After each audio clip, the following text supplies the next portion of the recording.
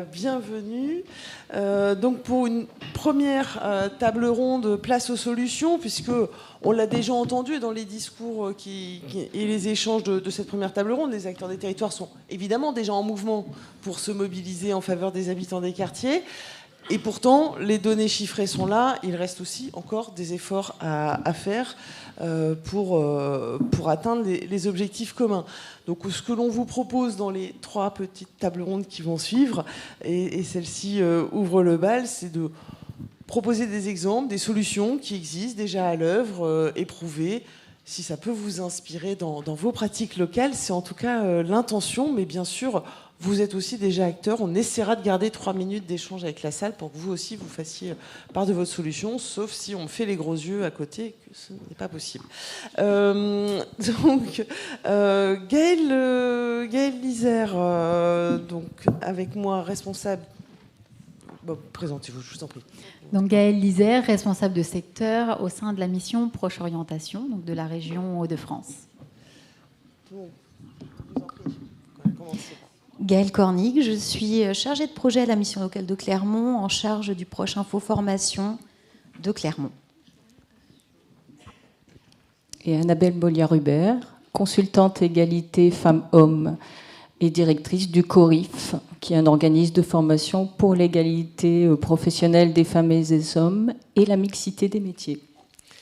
Merci. Et donc nous sommes ensemble pour une petite demi-heure pour parler de l'orientation choisie qui ouvre le champ des possibles. Parce qu'en effet, même si le CPRD FOP prévoit bien de déjouer les déterminismes sociaux, territoriaux et de genre, notamment dans l'accès à l'orientation et l'accompagnement à l'orientation, force est de constater que quand même, pour les jeunes des quartiers, l'orientation scolaire est souvent limitée par la méconnaissance, par les représentations sur les métiers, sur les formations, par les difficultés sociales aussi, ce qu'on peut appeler les freins périphériques, mais qui ne sont pas parfois que périphériques, puis par les discriminations également qu'on a pu déjà citer. Et ces parcours d'orientation plus subis se retrouvent aussi tout au long de la vie professionnelle, avec moins d'opportunités d'accès à la formation et à l'emploi. Alors concrètement, comment on peut ouvrir le champ des possibles pour les jeunes aujourd'hui des quartiers prioritaires de la région, peut-être en diversifiant leur parcours de formation, en leur faisant découvrir d'autres secteurs d'activité, de métiers, puis dans l'objectif aussi de les rendre tous acteurs de leur orientation professionnelle tout au long de leur vie. Peut-être je vais commencer par Gaëlle Lizère. Vous êtes donc responsable de secteur animation territoriale à la mission Proche Orientation de la région Hauts-de-France. Et la mission Proche Orientation mène des actions pour aider justement les jeunes des Hauts-de-France dans leur choix d'orientation. Vous animez notamment le réseau des ambassadeurs métiers que Céline Roch citait tout à l'heure. Donc des professionnels qui peuvent être utilisés pour témoigner de leur parcours dans des actions à destination des jeunes des quartiers. En quoi ce dispositif peut-il aider les jeunes dans leur choix d'orientation, et particulièrement les jeunes des quartiers prioritaires ? Donc tout d'abord, je vais vous rappeler un petit peu le contexte de Proche Orientation. Donc Proche Orientation est née depuis la loi pour choisir son avenir professionnel en 2018. Donc, suite à cette loi, la compétence orientation a été partagée entre l'État et la région. Suite à cela, la mission Proche Orientation a été créée en 2019. Par le biais d'une plateforme qui a été lancée, où d'un côté, il y a des ambassadeurs métiers qui se sont inscrits, et de l'autre côté, des enseignants qui se sont inscrits également.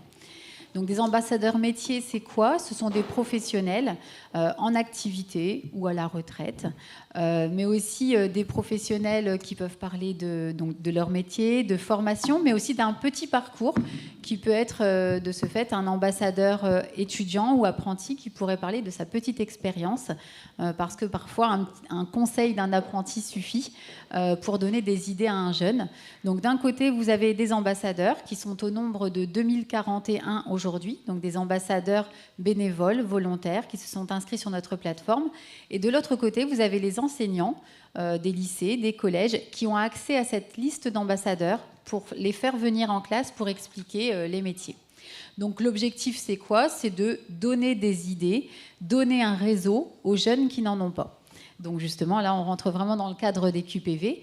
Et donc depuis 2020, parce que les ressources humaines dans la mission Proche Orientation ont été recrutées en 2020, depuis 2020, il y a eu 90 000 jeunes informés sur des métiers ou des formations en Hauts-de-France. Donc pour pouvoir animer cette mission Proche Orientation, nous sommes aujourd'hui au nombre de 25. Donc, dans la mission Proche Orientation, nous ne faisons pas que de l'animation territoriale. Il y a aussi donc, un site avec une cellule éditoriale. Nous avons également un service qui s'occupe des appels à projets et qui peuvent financer justement des événements liés aux décrocheurs ou aux événements sur les formations. Nous avons également récemment un service qui s'occupe de cartographier les acteurs du décrochage, ici présents dans la salle. Et donc, toute cette équipe se mobilise pour donner des idées métiers aux jeunes. Donc, au sein de cette mission, on a un secteur animation territoriale, dont je suis la responsable, avec une référente, ou 2 pour le Nord, par département. Donc 2 pour le Nord parce que c'est plus dense, il y a plus de monde, il y a plus de choses. Et en fait, ces référentes sont présentes pour mettre en relation les ambassadeurs et les enseignants. Donc dans le cadre de présentation en classe, mais également dans le cadre de forums. Par exemple, lorsque les établissements veulent créer un petit forum, ils font appel à Proche Orientation et puis on met à disposition, on contacte des ambassadeurs pour savoir s'ils veulent intervenir. Et on s'est aperçu, après ces 90 000 jeunes informés, toutes ces interventions en classe, que parfois, en classe, la parole était un petit peu freinée, parce que c'était l'ambiance scolaire, parce qu'il y avait les camarades, parce qu'il y avait les enseignants. Et on s'est dit, pourquoi ne pas intervenir pour informer les jeunes sur les métiers et les formations, donc les jeunes collégiens, lycéens, étudiants, décrocheurs, mais pas dans le cadre scolaire, de pouvoir justement les informer sur les métiers et les formations dans un lieu tiers. Donc, par exemple, donc là je suis là pour expliquer ce que Monsieur Paulin, qui est référent Point Info Jeunesse à Tergnier, dans l'Aisne, a mis en place avec Proche Orientation. En fait, on a mis en place ces interventions, comme le disait tout à l'heure France Travail, des présentations métiers au sein des quartiers. Et nous avons expérimenté ça l'année dernière, nous en avons effectué 2. On a vu que ça fonctionnait, que ça plaisait, que c'était l'aspect ludique et puis que de ce fait c'était beaucoup plus convivial. Et comme ça a fonctionné, cette année on en a remis 5 en place. Donc ça se passe de manière plus ludique, on va dire, qu'en classe. C'est-à-dire que le référent Point Info Jeunesse se met en relation avec les ambassadeurs qu'on lui propose. Et il s'entretient avec lui pour trouver des mots-clés, pour essayer de faire un petit jeu au démarrage, brise-glace, pour essayer de lutter contre les idées préconçues sur certains métiers. Et puis ensuite, c'est l'ambassadeur lui-même qui prend la parole et qui présente son métier. Mais les ambassadeurs Proche Orientation, ce n'est pas uniquement présenter son métier qu'on leur demande, c'est également présenter un parcours, présenter aussi le fait que tout n'est pas lisse, que parfois il y a des parcours atypiques, que si eux ont réussi, les autres peuvent réussir. Et on leur demande également, au travers de ces interventions, de donner des petits conseils qu'on se tue tous au quotidien à donner aux jeunes, mais parfois, lorsque c'est un professionnel métier qui en parle, ça passe un petit peu mieux. Donc, on leur demande de donner des conseils de savoir-être, d'expliquer qu'au quotidien, ils utilisent telle ou telle matière scolaire, que ça peut servir, parfois, les mathématiques ou l'histoire géo.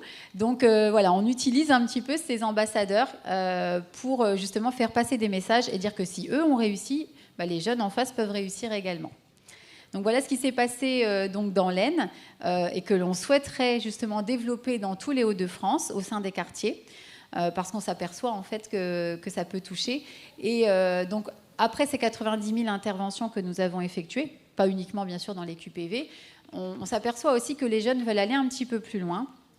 Et c'est pour ça que Proche Orientation a mis en place une convention de stage à effectuer pendant les vacances scolaires pour les jeunes à partir de 14 ans, où ils peuvent tester des métiers à hauteur de la moitié des vacances scolaires, et bien sûr dans les Hauts-de-France. Et on a un succès fou. malgré que parfois c'est un petit peu difficile d'accéder à la plateforme, et là on accompagne quand même. Mais on a plus de 3000 demandes de stages qui ont été effectuées dans les Hauts-de-France depuis décembre 2020. Donc des jeunes qui veulent bien sacrifier quelques jours de leurs vacances pour tester des métiers qui ont été présentés lors des interventions. Donc, voilà. Des jeunes volontaires, donc, je précise bien que ce sont des stages supplémentaires par rapport aux stages obligatoires d'observation. C'est ça, c'est vraiment un stage de découverte, sans obligation, sans notation, avec un suivi qui est effectué par les services de proche orientation, si problème il y a. Et je n'ai jamais été contactée, donc ça veut dire que tout se passe bien. Merci pour ces éclairages sur une première solution, effectivement, de se mettre hors les murs et aller au plus proche des habitants et de leur lieu aussi de rencontre. Et finalement, c'est aussi ce que vous avez mis en place, Gaëlle Cornic. Vous animez donc le Proche Info formation au sein de la mission locale de Clermont. Et vous aussi, vous avez décidé de mener vos actions au plus près des habitants des quartiers, vous rendant à leur rencontre dans le quartier où ils vivent, à Creil. Vous nous racontez ?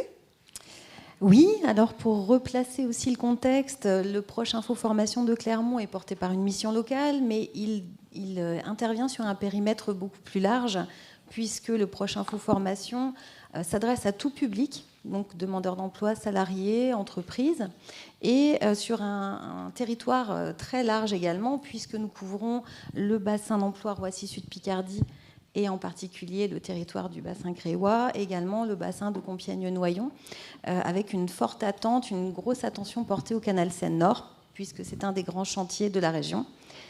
Donc, en tant que Proche Info Formation, notre mission, c'est d'apporter de l'information au public sur la thématique formation en général, mais aussi sur les perspectives d'emploi liées au territoire, au plus près des habitants. Et en l'occurrence, sur le bassin créois, nous avons eu l'occasion d'organiser une journée porte ouverte. Les PRIF organisent 2 journées portes ouvertes par an. Et là, en octobre dernier, nous avons pu délocaliser notre porte ouverte au cœur du quartier politique de la ville de Creil, grâce au partenariat avec la Cité de l'Emploi. Donc la Cité de l'Emploi est portée par la mission locale de la Vallée de l'Oise. Et donc nous avons pu aller présenter les métiers du canal Seine-Nord et les formations qui étaient liées à cette thématique au public présent en quartier.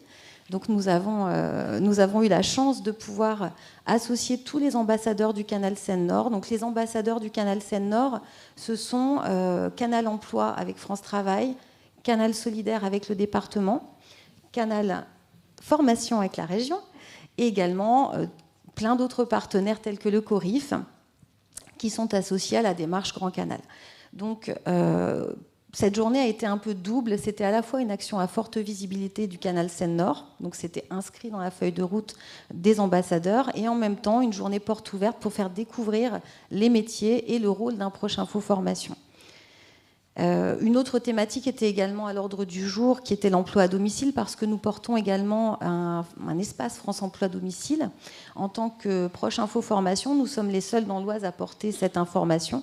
Donc voilà, on a pu apporter 2 types d'informations au public, et on s'est rendu compte qu'on a eu quand même des retours plutôt positifs, alors avec une spécificité liée à cette journée porte ouverte par rapport à toutes les autres, c'est qu'on a eu un public majoritairement féminin. 2/3 des visiteurs étaient des femmes, donc ce qui était très différent des précédentes portes ouvertes. 75% des visiteurs étaient issus de l'agglomération Creil-Sud-Oise, donc localement, les gens sont venus sur cette porte ouverte. Et voilà. Donc, on a eu également 2 ateliers du Corif, donc pour parler de la mixité des métiers et de la lutte contre les stéréotypes de genre. Et pareil, un grand succès. Donc, on a été très satisfaits. Et de la même façon que Proche Orientation, nous avons décidé de poursuivre l'expérimentation en organisant cette année un premier café info CESU, donc chèque emploi service universel, qui a réuni 27 participants. Donc là, t'es un peu surpris. Et nous prévoyons d'autres programmations en cours d'année sur d'autres thématiques. Merci. J'espère avoir été synthétique. C'était très synthétique, ça va nous permettre de garder du temps pour l'échange, bien sûr. Merci beaucoup, d'autant que vous avez presque fait déjà la transition avec votre voisine. Effectivement, Annabelle Bolliard-Hubert, au Au sein du CORIF, vous êtes évidemment mobilisé sur la question d'égalité femmes-hommes dans l'accès à l'emploi. On a déjà beaucoup parlé de freins, de représentation sur la mixité des métiers notamment, mais il n'y a pas que ce sujet si on veut parler d'égalité femmes-hommes dans l'emploi pour les femmes des quartiers. Quels sont les constats globalement que vous avez posés? Regardez, nombreuses actions que vous pouvez mener vers ces publics et avec les acteurs aussi de l'emploi et de la formation. Les constats, quand même, la mixité des métiers, c'est important parce que c'est quand même quelque chose qui avance à pas d'escargot, on peut le dire comme ça. C'est-à-dire qu'il y a encore beaucoup de métiers, et notamment en lien avec les besoins du territoire, où les femmes ne sont pas forcément positionnées sur des métiers techniques.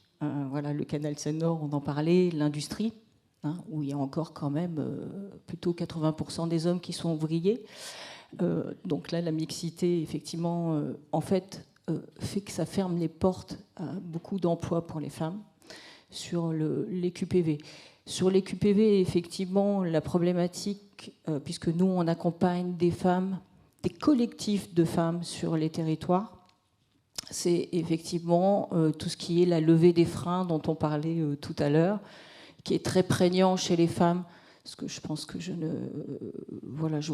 vais rien vous révéler en vous disant que la charge des enfants et de la maison incombe encore majoritairement aux femmes, et que d'ailleurs elles portent ce rôle, donc un éloignement de l'emploi qui est assez important. Donc nous, on travaille vraiment avec des femmes qui sont éloignées de l'emploi et qui ne se projettent pas vraiment dans l'emploi, c'est-à-dire même pas sur un projet professionnel.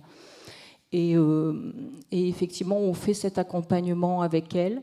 Donc notre priorité, c'est d'abord de créer un collectif. Pour les femmes, c'est primordial, parce que dans les QPV, il y a beaucoup de femmes qui sont effectivement chefs de famille monoparentale, donc seules, où l'emploi de qualité et pérenne, c'est-à-dire rémunérateur aussi, est important, puisqu'elles ont en charge la famille. Donc effectivement, je vais caricaturer, mais l'aide à domicile n'est pas toujours la meilleure solution pour ces femmes, en tout cas sur des horaires notamment, et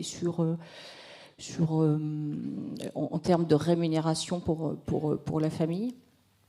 Donc on intervient beaucoup avec ces femmes, d'abord pour créer un collectif. Donc on monte habituellement des groupes de 12 à 15 femmes, d'âge complètement différents, c'est l'objectif. Enfin, en tout cas, c'est ça qui fonctionne très bien. Où d'abord, on travaille sur des échanges, recréer un lien social pour ces femmes qui sont souvent seules à la maison, ou en tout cas, parfois, bien sûr, souvent en couple, mais pour autant isolées. C'est-à-dire que les stéréotypes de genre font que beaucoup de femmes sont encore dans la sphère familiale et domestique, et les hommes à l'extérieur. Donc effectivement, ce qui explique aussi le choix des métiers, où on est aussi dans l'aide à la personne, le soin, qui est plutôt porté par des femmes que par des hommes. Et pour autant, ce n'est pas une vérité, puisque chacun est différent et chacune est différente. Donc on travaille avec elles sur cette levée des freins, enfin, à créer d'abord ce collectif, pour cette sororité, pour qu'elles aient aussi une idée de ce qu'est se mettre en réseau et de pouvoir partager ensemble. Créer aussi un réseau d'entraide, c'est essentiel, puisqu'elles sont souvent seules, isolées. D'ailleurs, le terme parent isolé est assez clair pour ça. Donc d'abord, il y a tout ce travail de collectif, et puis en plus, après, de lever des freins, effectivement, avec elles. Alors, on parle de garde d'enfants, évidemment, on parle de mobilité. Ça, tous les chiffres montrent que dans les demandes, par exemple, des allocataires du RSA, en termes de mobilité, c'est souvent à 80% des femmes qui demandent notamment des crédits, des petits crédits pour des réparations de voitures, la voiture. Donc, alors évidemment, nous, on ne peut pas agir sur les solutions, c'est-à-dire qu'elles sont portées effectivement par les pouvoirs publics, par les crèches. Pour autant, le réseau d'entraide peut aider à la garde d'enfants, mais ça ne suffit pas. Mais ce qu'on travaille avec elles, c'est leur rôle de mère. C'est-à-dire que pour beaucoup de femmes, quand elles sont mères, il va être difficile d'envisager un travail à l'extérieur, de séparer des enfants. On travaille sur la parentalité avec elles. Évidemment, on a aussi des femmes qui ont des grands-enfants, on a aussi des femmes qui ne sont pas mères. C'est pour ça que le collectif est important, justement, pour apporter des réponses entre elles, et pas qu'on vienne, nous, en sachant et voilà, en amenant des solutions, mais plutôt qu'elles réfléchissent à leur rôle de qu'est-ce que c'est être femme. Voilà, comme disait Simone de Beauvoir, on ne naît pas femme, on le devient. C'est-à-dire qu'effectivement, on est porté par des stéréotypes, on est porté par tout un environnement social qui nous colle un peu des rôles. Idem pour les hommes, bien entendu. Et c'est intéressant qu'on réfléchisse à ça d'abord. Cette levée des freins, elle est fondamentale par rapport à ça. Donc il y a vraiment tout ce premier module. Et puis ensuite, on les invite à réfléchir sur, on appelle ça le module gestion des temps de vie, c'est-à-dire, c'est des outils très concrets. Hein, c'est comment se compose une de vos journées. Alors on est souvent très très impressionné par le fait qu'elle se lève très très tôt et qu'elle se couche très très tard. Et qu'on leur demande de décomposer leur journée. C'est très intéressant pour elles d'avoir ce retour quelquefois sur justement le temps domestique, de se rendre compte qu'elles peuvent y passer 10 heures par jour. C'est complètement dingue. D'ailleurs, entre elles, elles se le disent. Elles se disent, mais enfin, tu passes quand même pas tant de temps que ça. Voilà, c'est très intéressant parce que voilà, il ne faut pas juger les choses, il faut voir ce que c'est cette réalité. Et donc, entre elles, on réfléchit à demain, une reprise d'activité, ça veut dire comment, puisque des heures vont être prises à l'extérieur, dans une activité, comment je vais faire. Alors, qui va prendre en charge d'aller chercher le petit dernier, je ne sais pas, ou le ménage, ou les courses. Il y a vraiment cette réflexion commune avec elles. C'est très intéressant, ce sont des échanges qui sont vraiment passionnants, très enrichissants. Et elles sont pleines de créativité d'ailleurs et voilà, de ressources là-dessus. Donc on travaille vraiment, vous voyez, de manière concrète, c'est se dire demain je travaille, comment je fais, enfin, voilà, comment ça va changer ma vie forcément. Donc comment ça va se passer, comment je peux envisager tout ça. Et puis ensuite on travaille bien sûr avec elles sur l'élargissement des choix, c'est-à-dire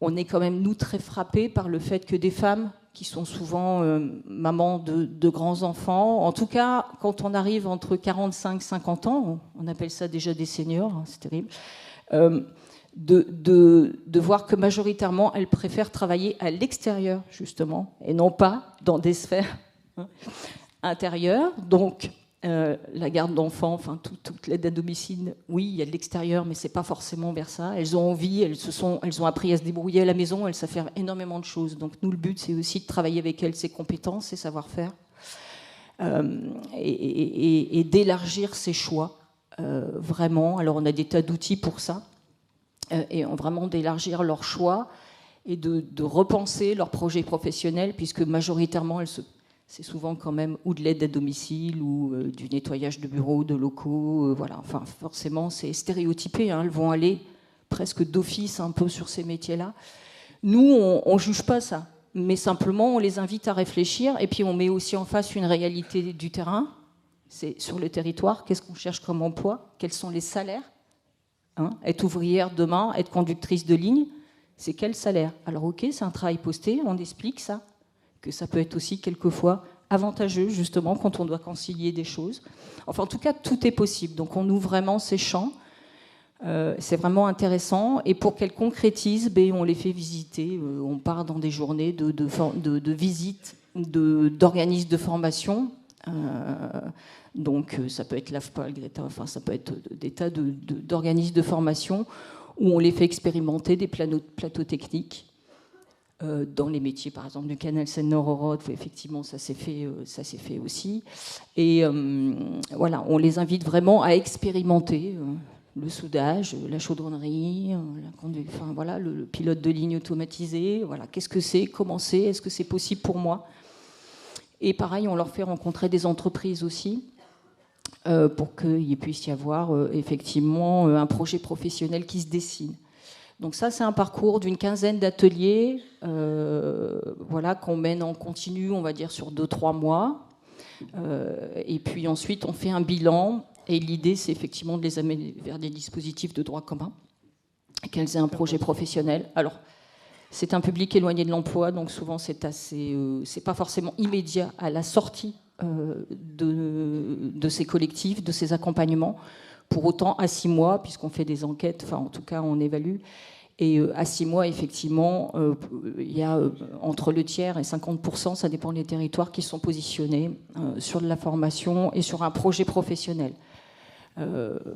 Voilà un petit peu pour donner le contenu. Merci Annabelle pour ces précisions. Effectivement, un parcours assez long, mais qui permet de remobiliser, travailler les représentations, révéler les compétences aussi croisées également de ces femmes, et puis de les orienter vers d'autres choses, en travaillant aussi entre elles la question des freins. Peut-être un dernier mot, parce qu'on me fait des grands signes, notre temps est déjà presque écoulé. Suivant les territoires, c'est vrai que cette problématique quand même de la garde d'enfants ou de la mobilité peut être plus ou moins forte. Peut-être, Gaëlle Cornic, un petit mot sur Creil. Quels étaient les constats Est-ce qu'il y avait des choses qui vous surprenaient finalement en termes de mobilité? On en parle souvent, mais à Creil, finalement, c'est peut-être pas le sujet. Alors, c'est pas forcément la problématique principale qui m'a marquée, puisque les habitants du bassin creillois sont plutôt habitués à prendre les transports en commun, et en particulier à investir la région parisienne, la ligne qui va vers Paris. Et l'idée, c'était justement de travailler plutôt, pas la mobilité psychologique, mais d'apporter l'info sur ce qui se passait aussi sur le Compiègnois-Noyonnais, qui finalement n'est pas si loin que ça. Et la population n'était pas forcément informée, sensibilisée au chantier du canal et aux opportunités d'emploi et de formation que cela ouvrait. Donc en fait, c'était une façon de diriger un peu autrement leur regard, qui est plutôt tourné sur la région parisienne d'habitude. J'espère que je ne dis pas de bêtises. L'Axo est là. Vous êtes tous Et moi, c'était davantage la forte féminisation du public qui était présente, mais quelque part, ça ne me surprenait pas, puisque en tant que Proche Info, on est également associé au forum organisé par la Cité de l'Emploi sur le territoire de l'Axo, et donc en quartier politique de la ville depuis déjà 2 ans. Et en effet, ce sont des actions spécifiques envers les femmes qui sont menées. Donc la thématique, en tout cas la problématique principale, c'est la garde d'enfants, vraiment, qui revient dans toutes les personnes que j'ai pu recevoir sur ces forums. Elles ont toutes à cœur de trouver une solution liée à la garde d'enfants. Et en effet, il y a des choix qui doivent être faits, des sacrifices, quelque part, qui doivent être faits. Merci pour ce retour du bassin creillois. Et peut-être un dernier mot, Gaëlle Lisère. On a parlé délocalisation, transfert social pour être dans un autre lieu et libérer la parole des jeunes, mais le centre social, il accueille aussi les parents, il accueille les familles. Et les familles ont quand même un rôle à jouer dans l'orientation scolaire. Est-ce que vous envisagez aussi de peut-être élargir le champ de cette action ou d'imaginer une autre spécifique? Oui, non, tout à fait, vous avez raison. En fait, les premiers prescripteurs de l'orientation, c'est les parents. C'est les parents qui ont parfois de mauvaises images sur certains métiers, parce qu'ils ont connu des licenciements, parce que c'est des métiers qui sont dits sales. Ils n'ont peut-être pas suivi les évolutions. Donc effectivement, toucher les jeunes, c'est bien.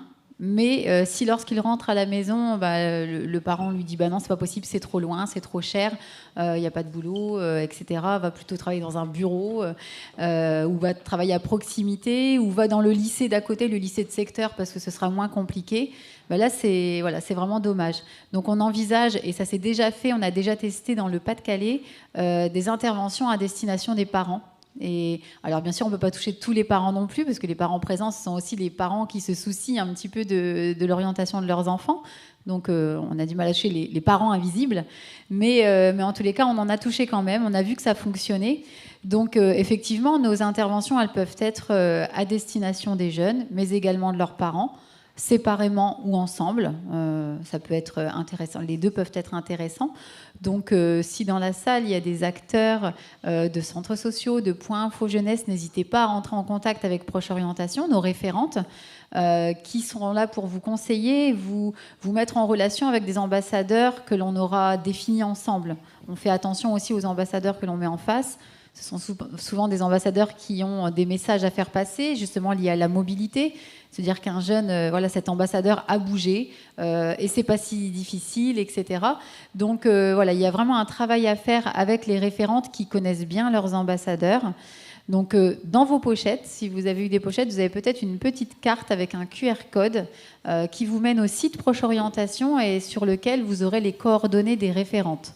Si vous n'avez pas cette petite carte, parce qu'on l'a amenée après, il y en a peut-être encore sur les tables dans le hall. Donc n'hésitez pas.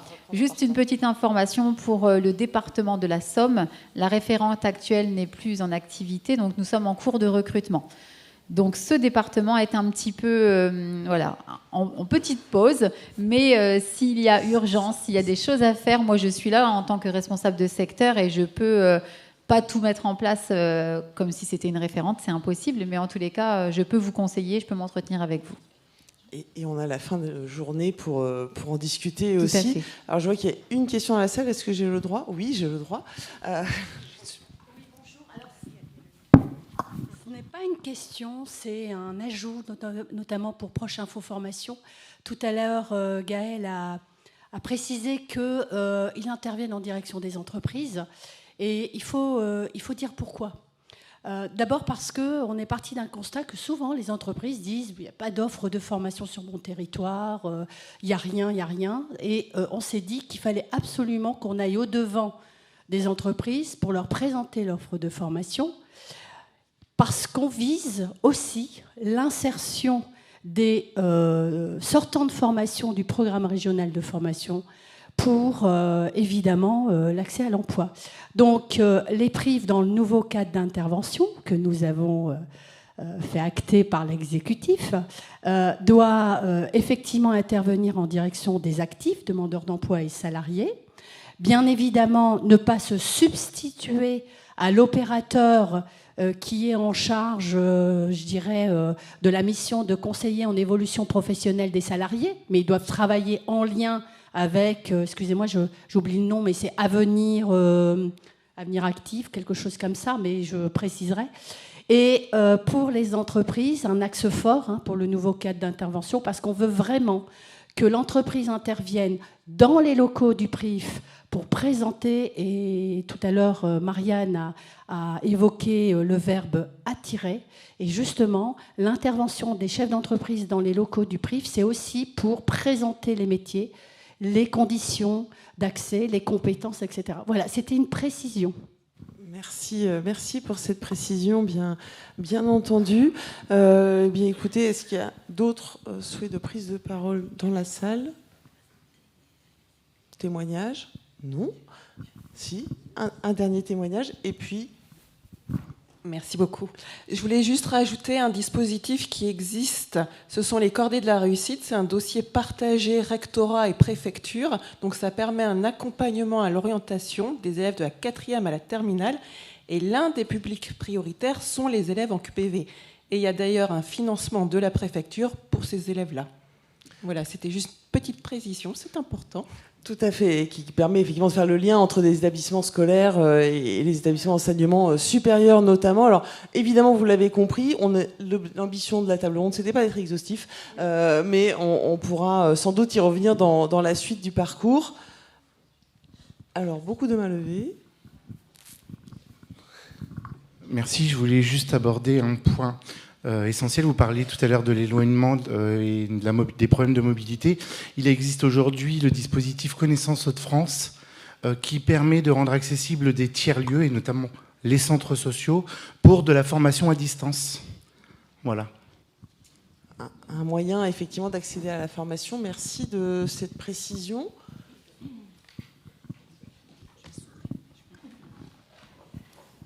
Un relais de micro. Oui, bonjour, Brahim Yassoudan, je suis administrateur à Opcommerce. Donc, je voulais juste rebondir sur la partie entreprise. Donc, on est en train de mettre en place donc, des ambassadeurs métiers du commerce. Et donc, on est à votre disposition avec tous les outils qu'on met en place. Je crois qu'il y a du travail déjà avec notre délégation régionale. Donc, c'est pour dire, et pour les autres acteurs qui sont présents. Et il y a tellement de choses à dire, c'est tellement riche que ce que vous proposez. Mais sachez que du côté des entreprises du commerce, globalement, on est à disposition. Je suis aussi vice-président du CREFOP Île-de-France. Et j'étais extrêmement curieux et extrêmement surpris de la qualité du travail que vous avez fait dans votre territoire. Merci. Merci beaucoup. évidemment. Effectivement, j'en profite pour dire que toutes ces interventions se font par le biais d'ambassadeurs bénévoles, volontaires, mais qui s'épuisent, arrive un moment, parce que parfois ils sont tellement bons qu'ils sont énormément sollicités. Et donc plus on en a, et plus on sera riche aussi dans ce qu'on pourra fournir et aux établissements scolaires et aux autres acteurs. Donc si parmi vous, il y a des personnes qui veulent parler de leur métier, ou si vous connaissez des personnes qui aiment parler de leur métier, je vous invite à ce qu'ils s'inscrivent sur notre plateforme Proche Orientation en tant qu'ambassadeur, ou qu'ils rentrent en contact avec moi et je leur expliquerai. L'appel est lancé, puis moi je propose aussi que vous puissiez mobiliser les femmes accompagnées par le CORIF lorsqu'elles ont passé l'étape de la visite immersive et ou de leur insertion professionnelle, pour qu'elles viennent aussi convaincre notamment les familles sur la mixité des métiers et la façon dont on peut conjuguer effectivement plusieurs temps. Et là, ce seront des ambassadrices. Exactement. Un dernier mot vraiment. J'ai oublié, on parlait d'entreprise et c'est très important. Les interventions des ambassadeurs, elles peuvent être également défiscalisées par les entreprises par le biais du mécénat de compétences.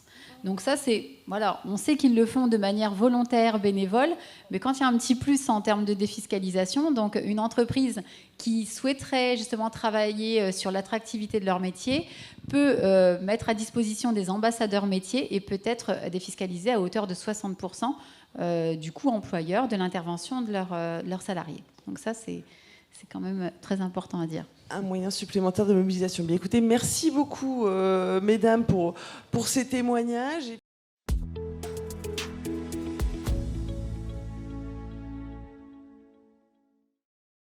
Si vous avez apprécié cette vidéo, abonnez-vous à notre chaîne, cliquez sur le bouton j'aime ou laissez-nous un commentaire. Et pour ne rien manquer des actualités du C2RP, suivez-nous sur LinkedIn.